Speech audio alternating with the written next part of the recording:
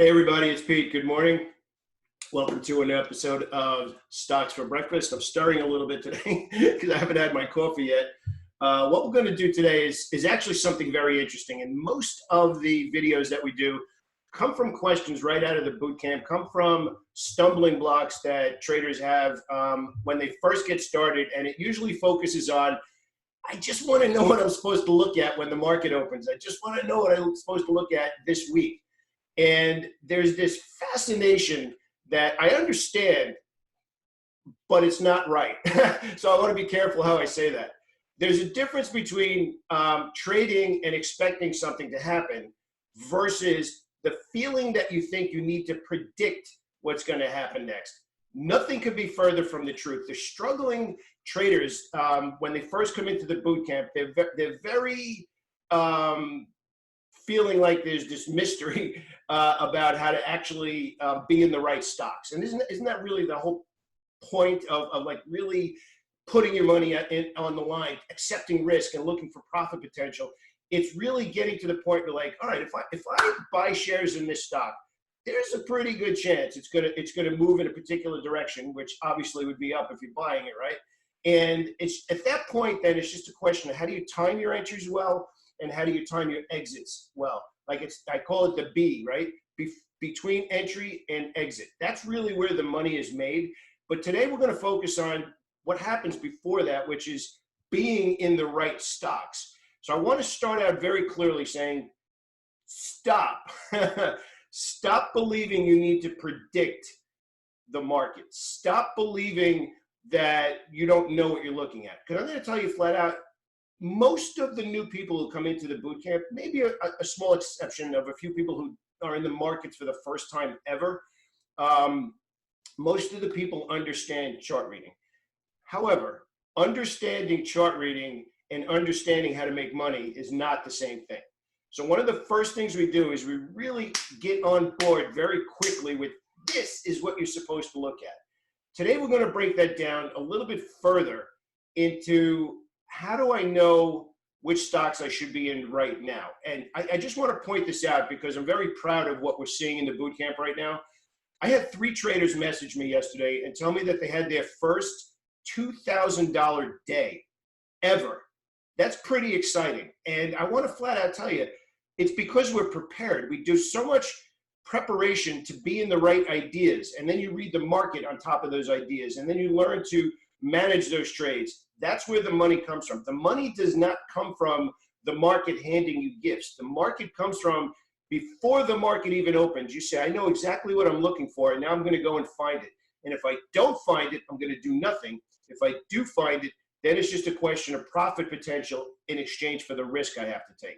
So we're going to actually take a look at some charts there. Oh, by the way, if you find these videos helpful, definitely click down and subscribe to the channel. That would mean a lot to me. And if you want to trade with me in real time for the next 30 days, definitely click down and learn about the boot camp. That would be awesome too. So what I want to do now is I'm going to walk you through a very high level process of how you can find some good ideas. And I want to use the word right very carefully, how you can be in the right stocks. And when I say the right stocks, this gets back to not needing to predict. The market will give you feedback. The market will tell you what to do.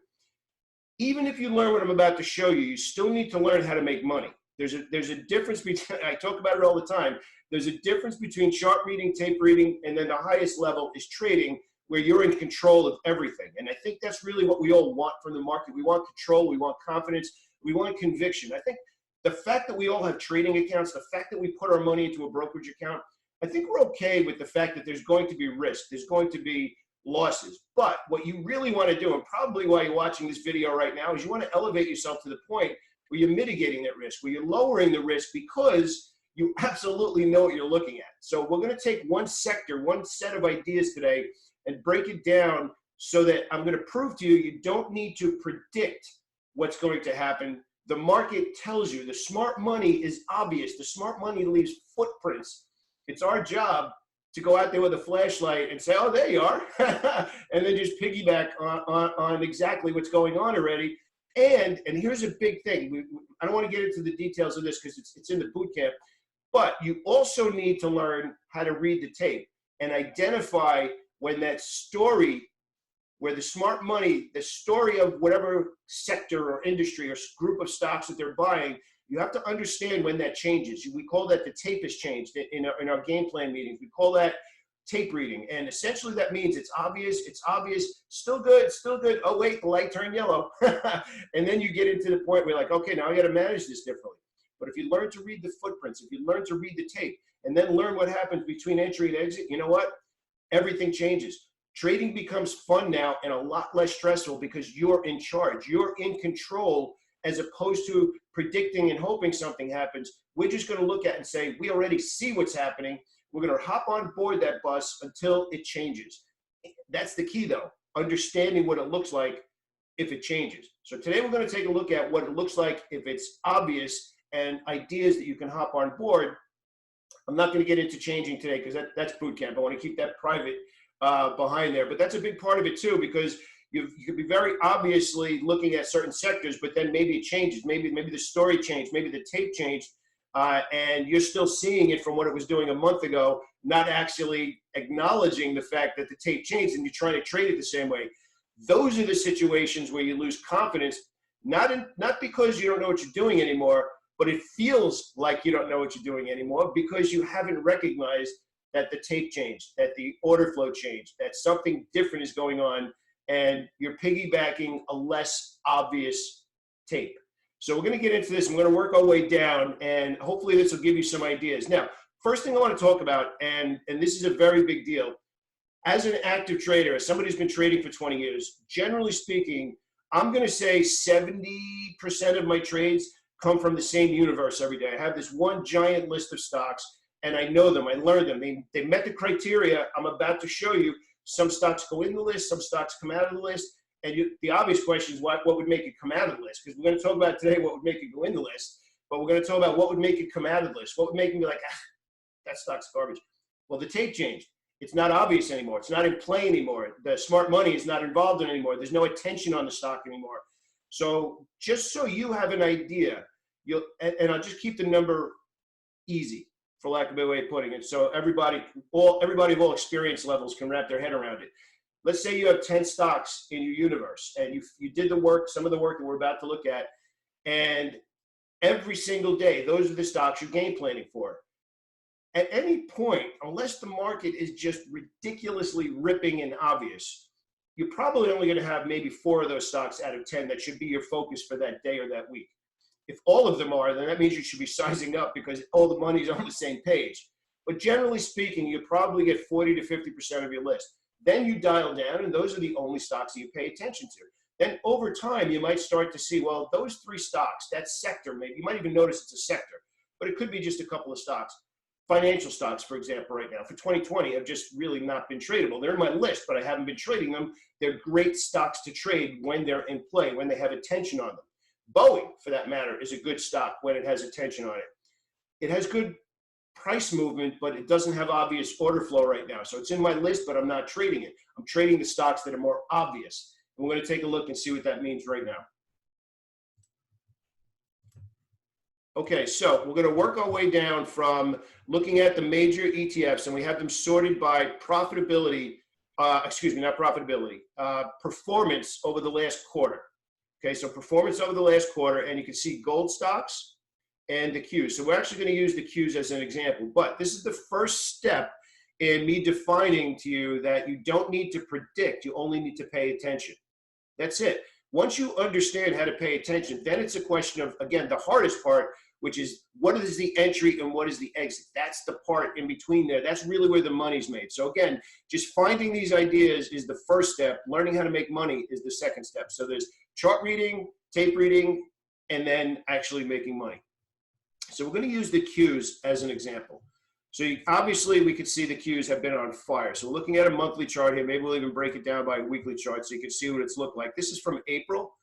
So let's actually say we're talking about from May to here, May to end of August. We're filming this at the beginning of September. So you can see that the sector itself has been on fire. And you can see yesterday it was also. So these are very short clues. You can say what's on fire right now, what's obvious, what has smart money attention. That's what we're looking for right now. So then you're like, okay, that's great, but I don't want to trade the Qs. I like to trade stocks because the Qs by its very definition is a diversification of stocks. I think I could squeeze more out of the market if I'm trading or in those individual stocks and not just in the ETF. Because let's face it, there are some times when the ETF is obvious, but there's certain stocks inside the ETF not trading well. So we're going to go over here and we're going to take a look at the holdings in the Q. But first, I'm going to show you how we found that.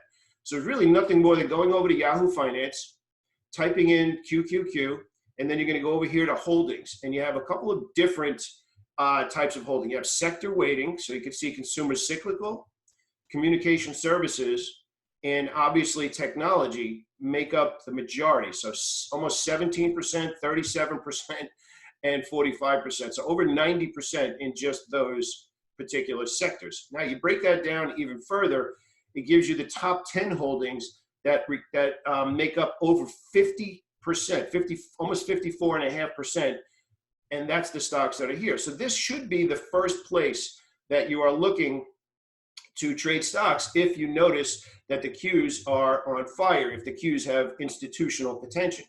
So now you go over to the Qs and you actually break that down and you put those holdings into an individual watch list. So you can actually see that Intel had a bearish day on a positive day. So right off the bat, you're noticing that Intel is relatively divergent from the sector. So this is the first sign of, okay, I'm doing top-down analysis because a lot of people ask, how does the market affect what I'm watching? What should I be looking at? This is how you do it. If you're trading Apple, if you're trading Amazon, if you're trading any one of these stocks, this is the main focus. I watch the SPY a lot because in my opinion, it gives me a better overall picture of what's going on in the market. But if you're technology driven, if in that kind of stuff, you should be focused on other stocks. These aren't necessarily in the same sector, but in the same ETF. But we're going to start to break it down even further now. You'll notice over here, consumer cyclical, communication services, and technology. So you're like, okay, the Qs are great. I don't want to trade Apple. Well, it was, let's say for argument's sake, it was too expensive or whatever it happens to be. Now you start to break down a little bit further. So you can see here over the last quarter, consumer cyclical, technology, and communication services have been strong. So again, you're not predicting. There's no reason to predict. Let the market give you feedback. The same way with your initial entry on your trade. Put a trade out there and get feedback. Put a trade out there and get feedback. Some you'll add, some you'll scale out or get out. It's not personal. It's just get feedback, right? So then we break that down even further into consumer cyclical. And you know my criteria, average 2 million shares per day and average trading range of $1.50 per day. And that brought back 45 stocks. So now I'm going to sort that by the same performance, which is over the quarter. And look at some of these. Somebody actually typed in Kirk today. So we're going to actually break these down now even further. Now you look for obvious trades that have room to go in those stocks. Like Home was actually called out quite a bit, and obviously Tesla. So you get an idea now of working your way down from the bigger picture of the market. And now we're working our way down into individual sectors within that bigger picture to find some ideas. So that's consumer cyclical. Then you do the same thing with communication services.